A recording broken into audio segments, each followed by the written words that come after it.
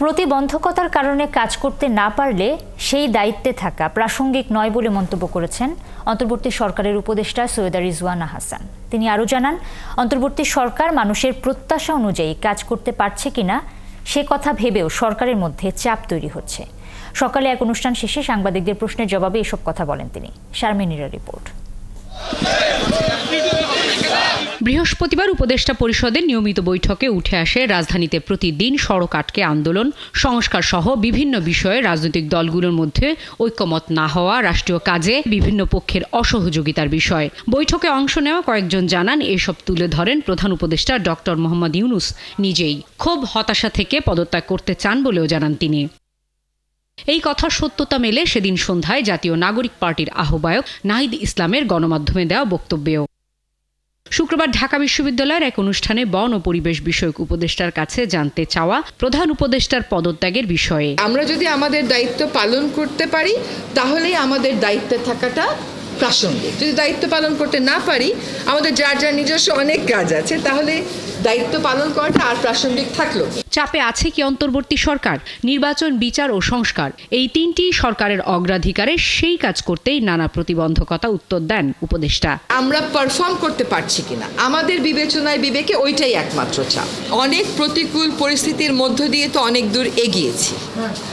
আমরা রিফর্ম কমিশনগুলো তাদের রিপোর্ট দিয়েছে, সেই রিপোর্টের উপরে রাজনৈতিক ঐক্য গড়ার প্রক্রিয়াটা শুরু হয়েছে। সকল রাজনৈতিক দল সেখানে পার্টিসিপেট করছে। এটা কি পারা না? এটা তো পারা। এর আগে ২৪তম জাতীয় জিওলজিক্যাল সোসাইটির অনুষ্ঠানে যোগ দিয়ে পরিবেশ রক্ষায় নিজের মন্ত্রণালয় নানা উদ্যোগের কথাও জানান তিনি। শারমিনীরা, ৭১, ঢাকা। পদত্যাগ না করে যথাসময়ে জাতীয় সংসদ নির্বাচন আয়োজনের আহ্বান জানিয়েছেন বিএনপি চেয়ারপারসনের উপদেষ্টা জোয়ানুল আবদিন ফারুক। তিনি আরও বলেন, যথাসময়ে জাতীয় নির্বাচন অনুষ্ঠিত না হলে অস্থিরতার দায় অন্তর্বর্তী সরকারকেই নিতে হবে। সকালে জাতীয় প্রেস ক্লাব প্রাঙ্গণে অপরাজেয় বাংলাদেশ আয়োজিত জাতীয় নির্বাচন বানচালের ষড়যন্ত্র রুখে দাঁড়াও দেশবাসী শীর্ষক মুক্ত প্রতিবাদ সমাবেশে এই মন্তব্য করেন বিএনপি চেয়ারপারসনের উপদেষ্টা জোয়ানুল আবদিন ফারুক। এ সময় ৩ উপদেষ্টা সদিচ্ছায় পদত্যাগ না করলে প্রধান উপদেষ্টাকে দায়িত্ব নিয়ে তাদের অপসারণ করার আহ্বান জানান। এছাড়াও দেশের সংস্কার করতে গিয়ে এমন যেন না হয় যার ফলে ফ্যাসিস্ট গোষ্ঠী মাথাচাড়া দেওয়ার সুযোগ পায়।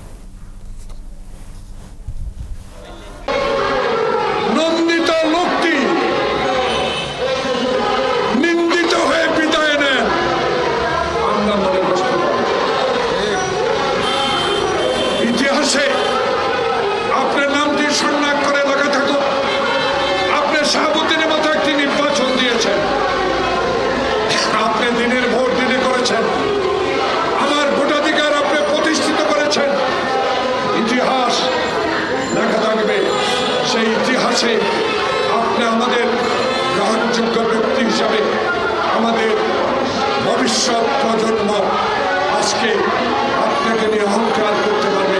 তাই আপনার কাছে অনুরোধ, অনতিবিলম্বে এই ৩ জনকে উপদেষ্টা পরিষদ থেকে আপনি চিঠি দিয়ে দেন, অনুরোধ করেন তারা যেন নিজেই পদত্যাগ করে।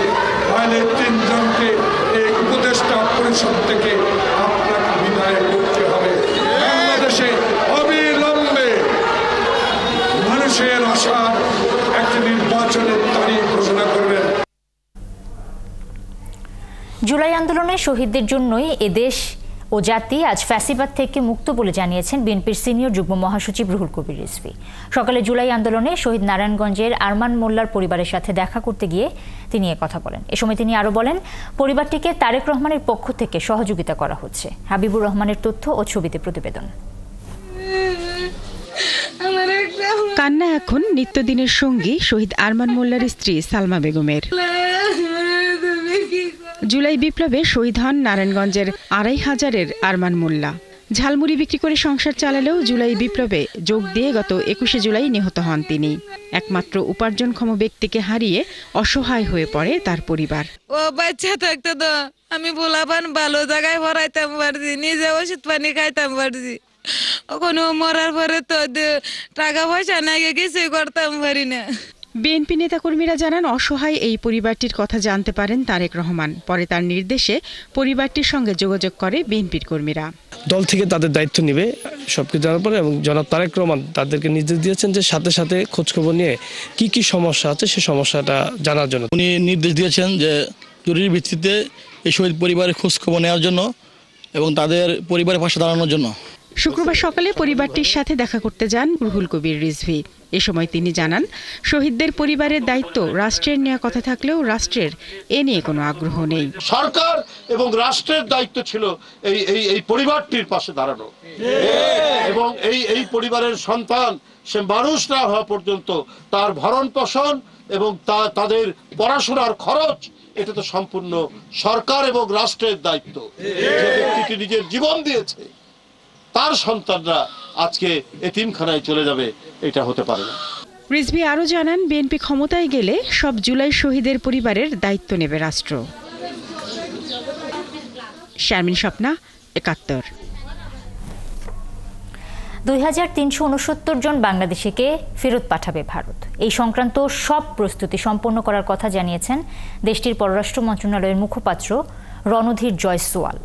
বৃহস্পতিবার ভারতের পররাষ্ট্র মন্ত্রণালয়ের সাপ্তাহিক ব্রিফিংয়ে এক প্রশ্নের জবাবে তিনি এ তথ্য জানিয়েছেন। রণধীর বলেন, বাংলাদেশকে এসব নাগরিকের তালিকা পাঠানো হয়েছে, দ্রুত তাদের চিহ্নিত করতে বলা হয়েছে। এদিকে কক্সবাজারে যুক্তরাষ্ট্রের সেনা ও বিমান বাহিনীর মহড়া নিয়ে এক প্রশ্নের জবাবে তিনি বলেন, সবকিছুই তীক্ষ্ণ নজরদারিতে রাখা হচ্ছে। আরও জানাচ্ছেন নাদিয়া শারমিন। চলতি মাসে দেশের বিভিন্ন সীমান্ত দিয়ে রোহিঙ্গা সহ অন্তত ৩৫০ ব্যক্তিকে বাংলাদেশে পুশিন করেছে ভারত। এর মধ্যে ভারতের নিবন্ধিত রোহিঙ্গা ও ভারতীয় নাগরিকও ছিল বলছে বাংলাদেশ কর্তৃপক্ষ।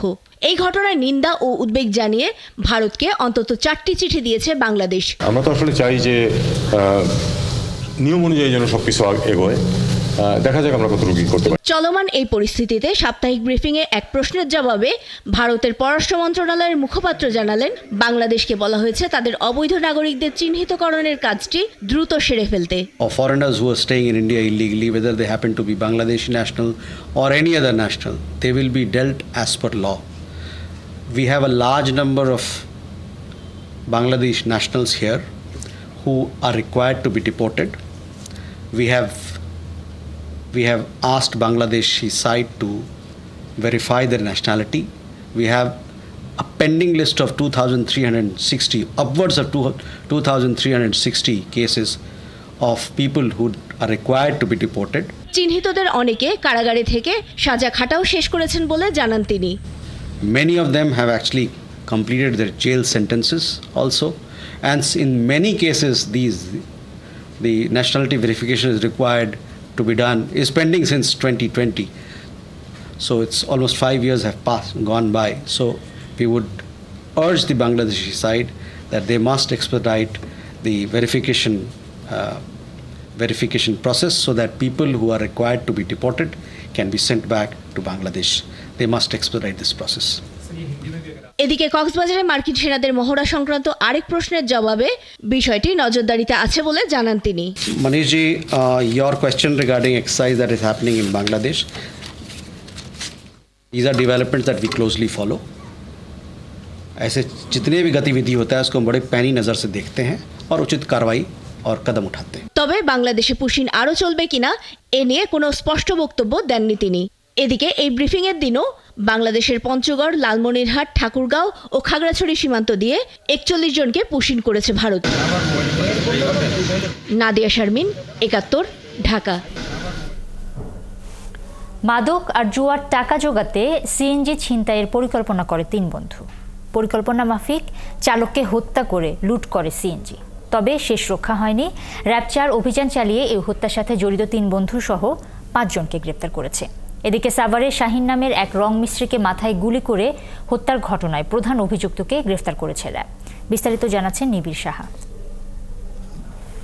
গত ১৬ মে ভোররাতে মিরপুর ডিওএইচএস এর ৪ নম্বর গেট সংলগ্ন এলাকায় একটি সিএনজি ঢুকতে দেখা যায়। কিছু সময় পর সিএনজিটি চলে যায়, কিন্তু পরদিন সেখান থেকেই উদ্ধার করা হয় একটি অজ্ঞাত মরদেহ।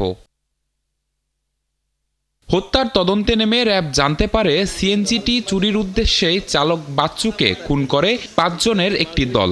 র্যাব বলছে মাদক ও জুয়ার টাকা জোগাড় করতে 3 বন্ধু সৌরভ, ইয়াসিন ও মুসা সহ 5 জন এই খুনে জড়িত। তাদের গ্রেপ্তার করেছে সংস্থাটি। তারা প্রায় 1-1.5 ঘন্টা ঢাকা শহরের বিভিন্ন স্থানে লাস্টে কোন জায়গায় ফেলবে সেটা রেকি করে। সহযোগী দুলাল এবং শাহজালাল তারাও ইতিমধ্যেই এই সিএনজি নিয়ে ব্রাহ্মণবাড়িয়া যায় এবং ব্রাহ্মণবাড়িয়া যাওয়ার পরে আলামিন আসার পরে আলামিনের নিকট সিএনজিটি 45,000 টাকায় বিক্রি করে এবং পরবর্তীতে এই সিএনজিটি কুমিল্লার চান্দিনায় বা দেবিদ্বার এলাকায় নিয়ে এটার পরিবর্তন এবং পরিমার্জন করে আপনারা দেখতে পাচ্ছেন যে এটাকে চেঞ্জ করা হয়েছে। গাঁজা, ইয়াবা এগুলো গ্রহণ করে। দ্বিতীয় হচ্ছে যে ওরা জুয়ার সাথে সম্পৃক্ত। গত 19 মে সাভারে শাহিন নামের এক রং মিস্ত্রিকে মাথায় গুলি করে হত্যা করা হয়। এ ঘটনায় অভিযান চালিয়ে গাজীপুর থেকে প্রধান অভিযুক্ত মেহেদীকে গ্রেপ্তার করেছে র্যাব। জব্দ করা হয়েছে হত্যাকাণ্ডে ব্যবহৃত রিভলভার ও 17 রাউন্ড গুলি। প্রাথমিক জিজ্ঞাসাবাদে আমরা যতটুকু জানতে পেরেছি তার সাথে কোনো একটা জিনিস নিয়ে মনোমালিন্য ছিল এবং কথা কাটাকাটির এক পর্যায়ে এই মেহেদী তিনি রিভলভার দিয়ে ভিকটিমকে গুলি করেন, যার ফলে তার মৃত্যু হয়। এদিকে ঈদ উপলক্ষে গাবতলী পশুরহাট নিরাপদ রাখতে কাজ শুরু করেছে র্যাব 4। নিবিড় সাহা, 71, ঢাকা। বৃষ্টি না হলেও শুক্রবার সকাল থেকে দেশের উপকূলীয় জেলাগুলোতে আকাশ মেঘলা রয়েছে। উপকূলীয় এলাকা এবং সমুদ্র বন্দরের উপর দিয়ে ঝোড়ো হাওয়া বয়ে যাওয়ার শঙ্কায় পটুয়াখালী, পায়রা সমুদ্র বন্দর সহ 4 বন্দরকে 3 নম্বর স্থানীয় সতর্ক সংকেত দেখিয়ে যেতে বলা হয়েছে। এছাড়া মাছ ধরার ট্রলার এবং নৌযানগুলোকে সতর্ক অবস্থানেও থাকতে বলা হয়েছে। সহকর্মীদের তথ্য ও ছবিতে প্রতিবেদন। আগের দিন টানা বৃষ্টি হলেও শুক্রবার সকাল থেকে উপকূলীয় এলাকা পটুয়াখালীর কলাপাড়ার আকাশ মেঘলা রয়েছে। তবে কুয়াকাটা বঙ্গোপসাগরে সকালে জোয়ারের পানির উচ্চতা কিছুটা বেড়েছে। এদিকে বৃহস্পতিবার সন্ধ্যার পর থেকে বহাল আছে পায়রা সমুদ্র বন্দরে দেয়া 3 নম্বর স্থানীয় সতর্ক সংকেত। আর সাগর উত্তাল থাকায় গভীর সমুদ্রে নেই মাছ ধরা ট্রলার ও নৌকা। রাঙামাটি ও পায়রা সমুদ্র বন্দর এলাকায় কোথাও কোথাও সকালে গুড়ি গুড়ি বৃষ্টি হয়েছে। তবে নদ নদী ও সাগর এখনও স্বাভাবিক অবস্থায় রয়েছে। পটুয়াখালী নদী বন্দরকে 1 নম্বর সতর্ক সংকেত দেখাতে বলা হয়েছে। বাগেরহাটের মোংলা ও সুন্দরবন উপকূলের আকাশ রয়েছে মেঘলা, সেই সাথে পড়েছে ভ্যাপসা গরম। তবে স্বাভাবিক আছে বন্দরের আমদানি রপ্তানি কার্যক্রম। এছাড়া সমুদ্র বন্দরে বহাল আছে 3 নম্বর স্থানীয় সতর্ক সংকেত। কালো মেঘে ঢেকে আছে শরণখোলার উপকূল। বলেশ্বর নদীর পানি স্বাভাবিক জোয়ারের চেয়ে 1 থেকে 1.5 ফুট বেড়েছে। এতে আতঙ্কে রয়েছে বেড়িবাঁধের আশপাশের মানুষ। মেঘলা আকাশ, নদীর পাড়ের মানুষ আমরা কি না কি হয়, আমরা এখন আতঙ্কে আছি। জাল্লিপালা যারা আছে সবাই পাশে আছে, আর কি না কি হয় তো বলা যায় না। এই আবহাওয়া ভালো হলে হের বাবার যাইবে। আবহাওয়া যদি বেশিরভাগ দিয়েই বয় তা কি হয় না বলা যায় না, কিন্তু তাদের ঝুঁকিপূর্ণ হয়ে যাবে। তাদের যারা নদীতে আছে তারা রাস্তা বেরোতে পারে আছে। এদিকে বরগুনায় বৃহস্পতিবার রাতের পর এখনো বৃষ্টি হয়নি, বাড়েনি নদ নদীর পানিও। তবে আকাশ মেঘলা থাকায় জেলার খেয়াঘাটগুলোকে নদী পারাপারে সতর্ক থাকার নির্দেশ দিয়েছে জেলা প্রশাসন। মনিরা কাজরি, 71। এবারও কোরবানির আগে বেড়েছে সব ধরনের মশলার দাম। মাসের ব্যবধানে 3000 টাকার এলাচ বিক্রি হচ্ছে 5,500-এ। বাড়ছে আদা রসুনের দামও। এদিকে বাজারে নতুন চাল আসায় দাম খানিকটার দিকে। তবে এখনও এই দাম সহনীয় নয় বলছেন ক্রেতারা। বিস্তারিত ফয়সাল রয়েলের প্রতিবেদনে। দেশে 2 ঈদে 2 ধরনের পণ্যের দাম বাড়ার রীতি রয়েছে। রমজানের ঈদে বুট, ছোলার দাম বাড়ে, আর কোরবানির ঈদে বাড়ে মশলা, কিচমিচ ও বাদামের দাম। এবারও এই রীতির পরিবর্তন হয়নি। অন্যান্য বছরের মতো কোরবানির ঈদের 3 থেকে 4 মাস আগে এলাচ, জিরা, বাদাম, কিশমিশের দাম বাড়ত। এবার সেই একই দাম বেড়েছে মাত্র 3 সপ্তাহে। রাজধানীর কারওয়ান বাজার, হাতিরপুল বাজার, মহাখালী ও খিলগাঁও বাজার ঘুরে দেখা গেছে সব বাজারেই এলাচের দাম বেড়েছে। 3 সপ্তাহ আগে 3000 থেকে 3500 টাকায় বিক্রি হওয়া এলাচের দাম উঠেছে 5000-এ। একটু একটু করে বাড়ছে জিরার দামও। দাম বাড়ছে কিশমিশ ও নানা ধরনের বাদামে। খালি এলাচির দামটাই বাড়ছে। এলাচি ছিল 3200-3300, এখন 5000 টাকা, 4800 টাকা। জিরা গোলমরিচ, লং, দারচিনি ওগুলো স্বাভাবিক দাম আছে। জিরা 650, কিশমিশ, কাজু বাদাম, পেস্তা বাদাম, কাঠবাদাম, আলু বুকরা এগুলোর দাম বেশি। মশলা কিনলাম 6000 টাকা কেজি এলাচ, তাহলে এইভাবে মানুষ খাবে কেমনে? বন্ধ করে দিতে হবে খাবার। এদিকে নতুন চাল আসায় কেজিতে 10 থেকে 15 টাকা কমেছে চালের দাম, যদিও এই দামও সব ক্রেতার নাগালে নেই বলে জানান সাধারণ ক্রেতারা। যেহেতু চালের দাম আপনার 80-90 টাকা কেজি কিনতে হয়, দাম ঠিক থাকলে কীভাবে? অবশ্যই কমতে হবে। কন্টিনিউ মনিটরিংটা সব কিছুই সম্ভব, যেহেতু মাঝে মাঝে গ্যাপ চাই, এই গ্যাপের আর মনিটরিং করে না, বাজারও নিয়ন্ত্রণে থাকে না। এদিকে সরবরাহ বেশি থাকায় সবজির দাম গত সপ্তাহের চেয়ে সামান্য কমেছে।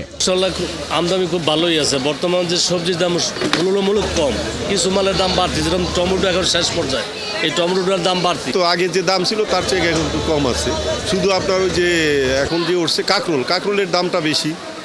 এটা আপনার কেরালা 100 টাকা, আর চাইনিজটা 160 টাকা, না আর পারবো না। কম হলেও যাতে তারা খেতে পারে সেই রকম একটা ব্যবস্থা গভর্নমেন্টের তরফ থেকে করা অবশ্যই উচিত। আমিষের বাজারে দামের কোনো পরিবর্তন নেই, গরু, মুরগি ও খাসির দাম রয়েছে আগের মতোই। এদিকে ডিমের ডজন চলছে 140 টাকা। ফাইসাল রয়েল, 71, ঢাকা। বাজেটের অঙ্ক মেলানোর শেষ সময়ে আছেন অর্থ উপদেষ্টা ডক্টর সালেউদ্দিন আহমেদ। ঠিক এমন একটা সময় তিনি বললেন, সীমিত সম্পদ এবং মানুষের আকাশচুম্বী প্রত্যাশা মাথায় নিয়েই বাজেট প্রস্তুত করতে হচ্ছে। অথচ একটি মহল প্রস্তুতি নিচ্ছে কোনো রকম বিচার বা বিশ্লেষণ ছাড়াই বাজেট উত্তর সমালোচনা করার। অনুপ অধিকারী তরুণ জানাচ্ছেন বিস্তারিত। আমাদের শুধু না, গ্লোবাল ইকোনমিক অবস্থা আমরা বিভিন্নভাবে করেছি। অর্থনীতির শিক্ষা দেশ গড়ার দীক্ষা, এই প্রতিপাদ্যে শিক্ষার্থীদের জন্য আয়োজিত অর্থনৈতিক জ্ঞান, দক্ষতা ও সক্ষমতা বিষয়ক দেশের বৃহত্তম প্রতিযোগিতা বাংলাদেশ ইকোনমিক্স অলিম্পিয়াড 2025-এর জাতীয় পর্ব অনুষ্ঠিত হয়ে গেল ঢাকা রেসিডেন্সিয়াল মডেল কলেজ প্রাঙ্গণে। সপ্তমবারের মতো আয়োজিত এই অলিম্পিয়াডে বিজয়ী 5 জন সরাসরি অংশগ্রহণ করবেন আজারবাইজানের রাজধানী বাকুতে অনুষ্ঠিতব্য ইন্টারন্যাশনাল ইকোনমিক্স অলিম্পিয়াড 2025-এ। প্রতি দশকে দেখেছি যে 1% করে জিডিপি প্রবৃদ্ধি হয়েছে, পৃথিবীর অনেক দেশেই হয়েছে, আমরা সেটা অর্জন করতে পেরেছি। কিন্তু এই 1% প্রবৃদ্ধির পরেও আমরা দেখি তার পাশাপাশি আমাদের বৈষম্য বেড়েছে। নিজেদেরকে প্রস্তুত করতে হবে, সঠিকভাবে জ্ঞানী করতে হবে, সজ্ঞানী জ্ঞানী হতে সঠিক জ্ঞান নিতে হবে। এবং এই ক্ষেত্রে ফাইন্যান্স ইকোনমিক্সের নলেজ ছাড়া জীবনে বসে হওয়া অসম্ভব। আমি সবাইকে উইশ করছি অল দ্য বেস্ট। আমি শিওর যারা সাকসেস হবে তারাও ভালো করবে, এবং যারা সাকসেস হবে না they prepare for the next contest. অনুষ্ঠানে 9 মাসের অর্জন সহ আর্থিক খাতে নানা বিষয় নিয়ে কথা বলেন অর্থ উপদেষ্টা ডক্টর সালেউদ্দিন আহমেদ। তবে বাজেট নিয়েই কথা বলেন বেশি। আপনারা জানেন আমার তো শুনেন অনেক এলাকাতে এগুলি বলা হচ্ছে, ডেমোক্রেসি দরকার, স্বাধীনতা দরকার, লোকের অপরজনের দরকার, এইগুলি খুব ইম্পর্টেন্ট। অতএব আমরা কিন্তু হয়তো এই জিনিসটা যেন ভুলে না আমরা এখন তো আমি বাজেট নিয়ে অঙ্কগুলি করছি, 2 হবে না 5 হবে, এদের ভেতরে কত কিছু লোক কত লোক কত কিছু বলবে, আমি তো প্রিপেয়ার বাজেটের পরের দিন 3 তারিখে হয়তো অনেক উত্তর দিতে হবে, সব উত্তর হয়তো দিতে পারবো না, কারণ সম্পদের সময়। করের বোঝা কমিয়ে তার আওতা বাড়ানোর কথা ভাবা হচ্ছে উল্লেখ করে অর্থ উপদেষ্টা বলেন, ডলার ডেট নিয়ে আইএমএফের সাথে দর কষাকষি করে একটা অবস্থায় আসা গেছে। তিনি বলেন, আয়ের সিংহভাগ যেন ভোগে ব্যয় না হয় সেটি নিয়ে ভাবার সময় এসেছে। অনুপ অধিকারী তরুণ, 71, ঢাকা।